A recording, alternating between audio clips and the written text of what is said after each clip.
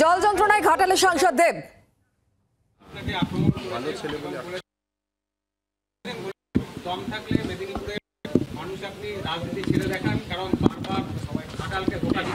দেব তিনি ঘাটালে গিয়েছেন যে যন্ত্রণা অত্যন্ত প্রিয় একজন রাজনীতিবিদ।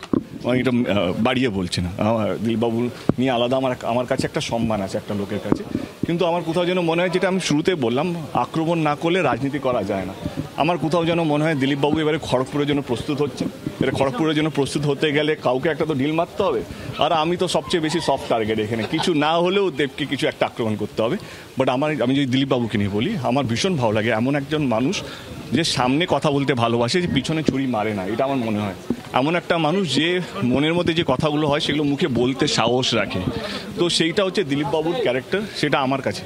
মানে আমি দিলীপবাবুকে অত্যন্ত শ্রদ্ধা করি, এবং আমার মনে হয় এরকম রাজনীতিবিদ থাকা উচিত, যে যা ইচ্ছা করতে পারে, নিজের মনেরটা রাখে।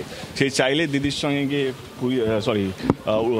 দীঘাতে গিয়ে জগন্নাথ ঠাকুরের কাছে মন্দিরে গিয়ে বসতে পারে, যে টিভিতে গিয়ে বলতে পারে কি আমি এটা করিনি, ওইটা করিনি। তো আমার এরকম লোকেরা যারা মন খুলে বাঁচতে পারে রাজনীতির মধ্যে থেকে, সেরকম লোকেদের সত্যি ভীষণ ভালো লাগে। অ্যান্ড সেখানে আমার মনে হয় দিলীপবাবু একজন অন্যতম রাজনীতিবিদ, এবং উনি আমার সিনিয়র পলিটিশিয়ান। উনি যা বলেছেন আমি মাথা পেতে নেবো। যদি কোনো কারেকশন করার থাকে দিলীপবাবুর নাম্বার নিই, বাট নিয়ে নেবো। আমি দিলীপবাবুকে ফোন করে বলে দেবো, দাদা মানুষকে ভালো রাখার জন্য আর কী করা উচিত, সেটা আপনি আমার থেকে বেশি সিনিয়র, আপনি আমাকে ভালো বোঝাতে পারবেন। কারেক্ট। আজকে আমার পরে কলেজেও মিটিং আছে, তাই সবকটাই মিটিং আছে। এই যে ইস্যুসগুলো এসছে আমাদের কাছে, যে কমপ্লেনগুলো এসছে, সেটা আমার কাছে একটা লিস্ট এসছে। আজকে কি আলোচনা হবে, দেখো আমি এখন কোনো কমেন্ট করতে চাই না, কারণ এখন মিটিংটা হয়নি। এখন আমাদের মিটিংটা হলো, তো আমি অনেক কিছু বলতে পারলাম। After the meeting I'll be able to. Dev তিনি গিয়ে পৌঁছেছেন ঘাটালে। যে অবস্থা, একেবারে সাধারণ মানুষ দুর্দশায়। প্রত্যেক বছর এই ছবি দেখে আমরা অভ্যস্ত, আর সেই জায়গা থেকেই ঘাটার মাস্টার প্ল্যানের কথা বারবার করে সাধারণ মানুষজন বলছেন। কবে তা বাস্তবায়িত হবে এই প্রশ্ন তারা রাখছেন। প্রায় 6 মাস পর ঘাটাল পরিদর্শনে দেব, কেন প্লাবিত ঘাটালে দেবকে দেখা যায়নি, এই প্রশ্ন তুলে ঘাটালবাসী সরব হয়েছে।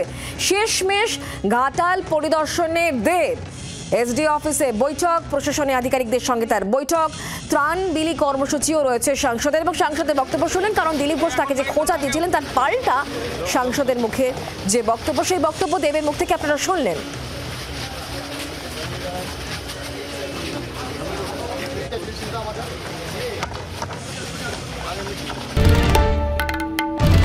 বাংলার আওয়াজ, বাঙালির আবেগ, জি 24 ঘন্টা।